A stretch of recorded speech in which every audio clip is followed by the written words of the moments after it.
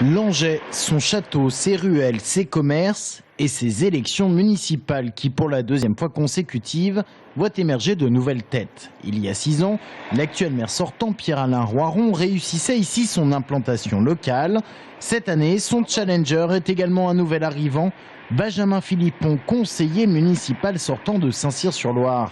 Il n'est pas là pour faire de la figuration et il attaque le maire sur sa gestion budgétaire. Pointé du doigt, des dépenses de personnel en hausse de 500 000 € sur un budget de 7 millions. Non, c'est pas 500 000, c'est 300 000.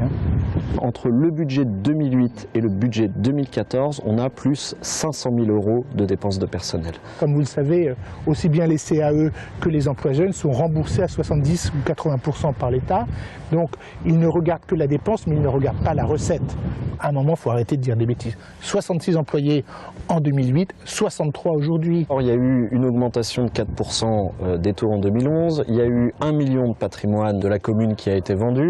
L'urbanisme également un enjeu de ces municipales à Langeais.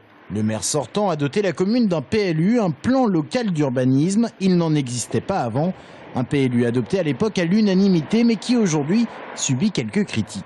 Dans une ville comme Langeais, pour qu'on puisse conserver le nombre d'habitants, il faut à peu près construire chaque année une vingtaine de logements. Et bien sûr, ces 20 logements que l'on construit chaque année, en construire 4 ou 5 dits sociaux. Ça, on est d'accord, il faut accueillir les nouvelles populations, mais il faut faire de la qualité et pas de la quantité. On ne peut pas dire ah bah oui, mais il faut accueillir tout le monde, alors on les entasse les uns sur les autres.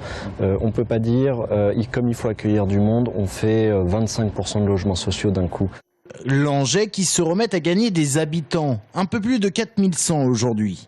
Autre enjeu de ces municipales, le développement économique dans cette commune où le revenu fiscal moyen est inférieur à la moyenne départementale.